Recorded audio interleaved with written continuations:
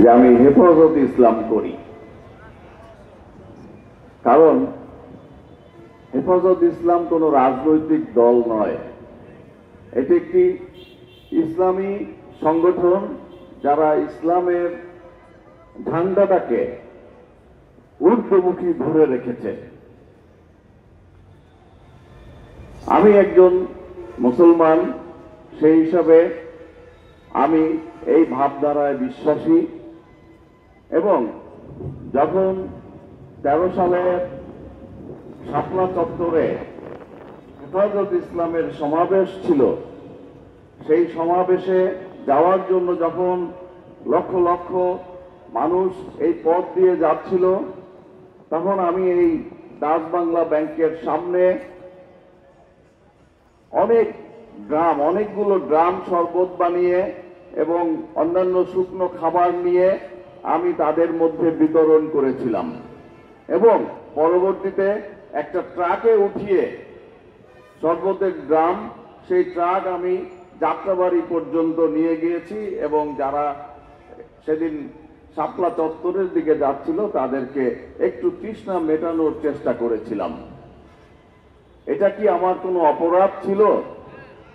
কিন্তু পরবর্তীতে দেখা গেল যে এই অপরাধে অপরাধী হয়ে আমাকে 40 দিন কারাবরণ করতে হয়েছে।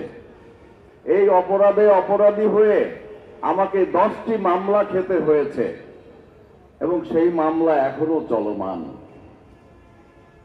তারপরেও আমি সবসময় বলে থাকি যে আমি হেফাজত ইসলামের একজন কর্মী। আরেকটি কথা বলবো, আপনারা সবাই শাপলা চত্বরের কথা বলেন, কিন্তু 6 তারিখ সকালবেলা এইখানে এই চিটাগাং রোডে 22 জন মানুষ নিহত হয়েছিল। সেই 22 জন মানুষ নিহতের কথা আপনারা কেউ বলেন না, আমরাও হয়তো কম বলি। আমি শাপলা চত্বরে নিহতর ঘটনার বিচার দাবি করছি এবং পাশাপাশি এইখানে এই চিটাগাং রোড, এই মাদানীনগর মাদ্রাসা থেকে চিটাগাং রোড মোড় পর্যন্ত যে 22 জন মানুষকে হত্যা করা হলো, তাদের হত্যাকারীদের খুঁজেও তাদেরকেও বিচারের আওতায় আনার জোর দাবি জানাই। আরেকটি কথা, এই যে 24-এর আন্দোলনে আপনাদের অনেকে শহীদ হয়েছেন, আমাদের অনেকে শহীদ হয়েছেন।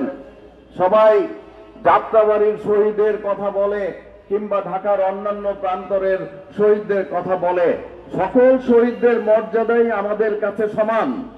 কিন্তু এইখানে যে প্রায় 40 থেকে 50 জন মানুষ এই চিটাগাং রোডে শহীদ হয়েছে 24-এর আন্দোলনে, সেই কথাও কেউ তুলে ধরেন না।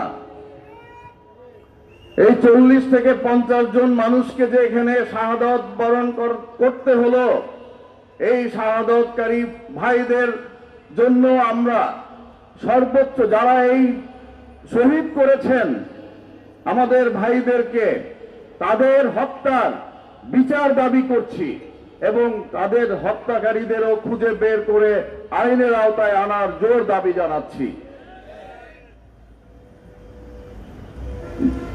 যখনই বাংলাদেশ থেকে ইসলাম বিরোধীরা পরাজিত হয়, তখনই তারা বলে বেড়ায় যে বাংলাদেশে জঙ্গিবাদের উত্থান ঘটেছে। কিন্তু তাদেরকে হুঁশিয়ারি করে বলতে চাই, 92% মুসলমানের এই বাংলাদেশে কোনো অনইসলামিক কর্মকাণ্ড এবং অন্য কোন দেশের প্রেসক্রিপশনে এই বাংলাদেশের কোন সরকার গঠিত হবে না, পরিচালিত হবে না। বাংলাদেশ জাতীয়তাবাদী দল সব সময় ইসলামের ধারক এবং বাহক হিসেবে সব সময় কাজ করছে। ইসলামী মূল্যবোধে বিশ্বাসী একটি দল বাংলাদেশ জাতীয়তাবাদী দল। বাংলাদেশ জাতীয়তাবাদী দল অতীতে যতবার রাষ্ট্র ক্ষমতায় ছিল সব সময় ইসলাম সমুন্নত ছিল। মাদ্রাসা, মসজিদ, মক্তব সবকিছু অরক্ষিত ছিল, কোনোটার কোনো ধ্বংস কিংবা ক্ষতি কিংবা ইসলামের কোনো ক্ষতি বাংলাদেশ জাতীয়তাবাদী দলের শাসন আমলে হয় নাই। কাজে আমি আপনাদেরকে অনুরোধ করব, আপনারা আগামী নির্বাচনে যাতে বাংলাদেশ জাতীয়তাবাদী দল রাষ্ট্র ক্ষমতায় গিয়ে ইসলামকে সমুন্নত রাখতে পারে সেই বিষয়ে আপনারা একটু ভেবে দেখবেন। এবং আপনারা ইসলামের শক্তি হিসেবে আপনারা সবসময় যেভাবে নিজেদেরকে নিরপেক্ষ রাখার চেষ্টা করেছেন এইভাবে আপনারা নিরপেক্ষ থাকবেন। কারণ এই হেফাজত ইসলামের মধ্যে আমার মতো বিএনপির অনেক লোক থাকতে পারে কিংবা অন্যান্য রাজনৈতিক দলের লোকও থাকতে পারে। কাজে হেফাজত ইসলাম সব সময় যেন রাজনীতির বাইরে থাকে সেই অনুরোধ জানিয়ে আহ্বান জানিয়ে আমি আমার বক্তব্য শেষ করছি। খোদা হাফেজ। বাংলাদেশ জিন্দাবাদ। হেফাজত ইসলাম জিন্দাবাদ। ধন্যবাদ। ধন্যবাদ।